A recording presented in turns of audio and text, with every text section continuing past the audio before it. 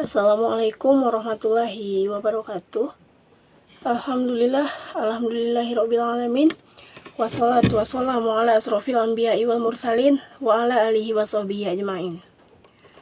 Pertama sekali kita bersyukur kepada Allah Subhanahu wa Ta'ala yang telah memberikan kita banyak nikmat, tentunya nikmat kesehatan dan juga nikmat kesempatan, sehingga kita dapat melanjutkan aktivitas kita sehari-hari dengan lancar. Langsung saja saya menyampaikan inti dari kerja saya yang berjudul tentang perkembangan tasawuf di fase modern.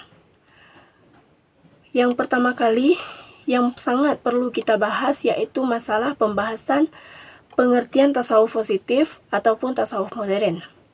Dari sejarahnya, Sufisme masuk pada tahap yang lebih dalam dan lebih dari syariah. Dia merupakan perjalanan lebih lanjut dari syariah, bukan semata lahiriah saja, tapi juga batiniah. Ciri khas pada Sufisme adalah pada yang batiniah itu, artinya yang disentuh dalam tasawuf adalah aspek-aspek hubungan batin manusia dengan Tuhan ketimbang ritualnya. Tapi ini bukan berarti tasawuf meninggalkan sisi ritual, dan oleh karena itu kita sering menyebutnya dengan istilah tasawuf positif. Tasawuf positif atau tasawuf modern merupakan tasawuf yang bersikap positif terhadap kehidupan duniawi, yang dibuktikan dengan melibatkan diri dalam kegiatan duniawi, seperti bisnis, pemerintahan, politik, pendidikan, dan lain-lain. Dengan kata lain, tasawuf positif ini menghendaki manusia taat beribadah kepada Allah, tetapi tidak pula dalam berbagai kegiatan duniawi. Kemudian, tasawuf positif tidak mengabaikan syariah. Tasawuf dan syariah tidak juga menolak, tetapi memperkuat satu sama lain, sehingga tidak ada tasawuf tanpa syariah dan tidak ada syariah tanpa tasawuf. Dalam tasawuf positif, akhlak merupakan sasaran menjalankan kehidupan sufisik, yakni orang yang mempraktikkan kehidupan sufisik selalu mengontrol nafsunya sehingga menjadi orang yang sabar, bebas dari dengki, iri, dendam, kemarahan yang tidak tepatnya, nafsu, serakah, dan juga lain-lain. Dan akhirnya, tasawuf positif mementingkan amal saleh sebagai bagian dari akhlak sosial dan bukan hanya akhlak individual. Ini berbeda dengan tasawuf selama ini yang kadang-kadang dianggap sebagai antisosial karena mengajarkan. Kemudian masalah tasawuf di era modern. Tasawuf di era modern ini ditempatkan sebagai cara pandang yang rasional, normatif dan nalar, harmonis, sosiologis, kecapekan sosial, lingkungan, ataupun alam. Bidang kehidupan lainnya adalah bagian yang menjadi ukuran bahwa tasawuf di era modern ini sekedar pemenuhan spiritual. Akan tetapi lebih dari itu, yaitu mampu membuahkan hasil bagi yang ada di bumi ini.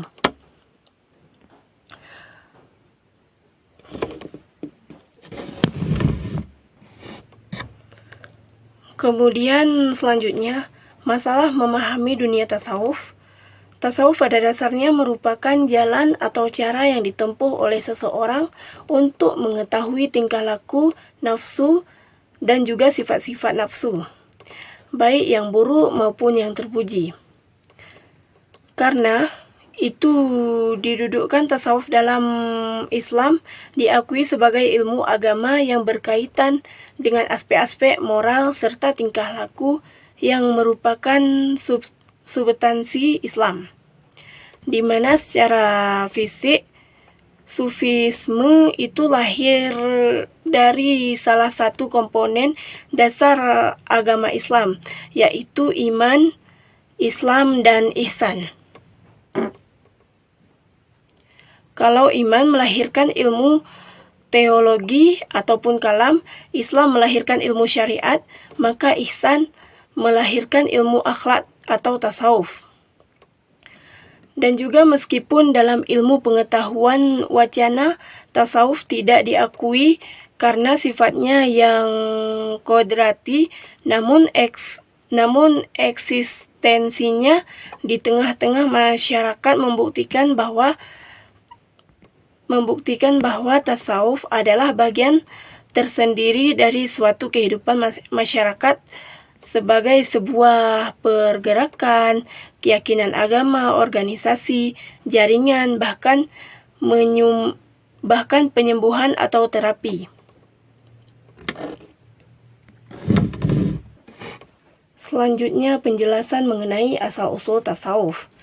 Asal-usul tasawuf merupakan seperti syafa yang berarti suci karena kesucian batin dan keberhasilan ataupun tindakan.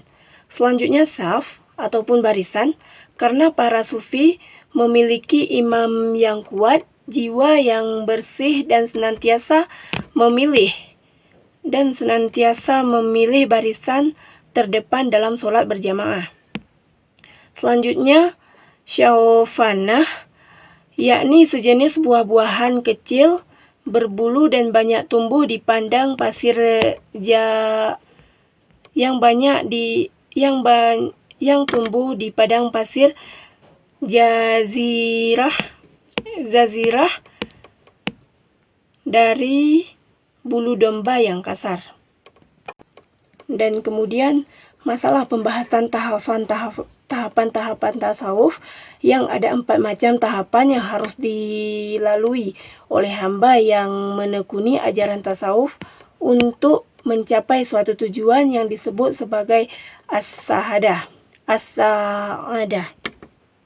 oleh Al-Ghazali dan Al-Insanul Kamil oleh Muhyiddin dan Arabi. Keempat tahapan itu adalah syariat, tarikat, hakikat, dan ma'rifat. Yang dimaksud dengan syariat, menurut Al-Syayyid Bakar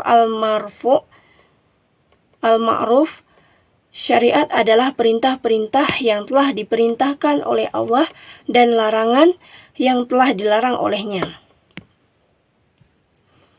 Kemudian untuk tarikat, dari kata at-tarik ataupun jalan menuju kepada hakikat atau dengan kata lain pengalaman syariat yang disebut oleh Al-Jahra dan Al-Amal. Selanjutnya masalah hakikat. Hakikat dari kata al-haq yang berarti kebenaran ataupun ilmu hakikat adalah ilmu yang digunakan untuk mencari suatu kebenaran. Kemudian juga masalah ma'rifat.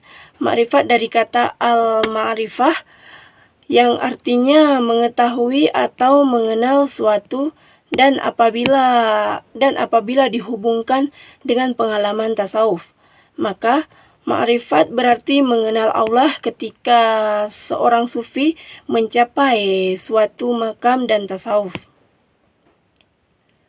Menurut Syekh Ihsan Muhammad Dahlan Al-Qadiri yang menjelaskan pendapat Abu Al-Tayyib Al-Samiri, ma'rifat adalah hadirnya kebenaran Allah ataupun pada sufi dalam keadaan hatinya selalu berhubungan dengan nur ilahi.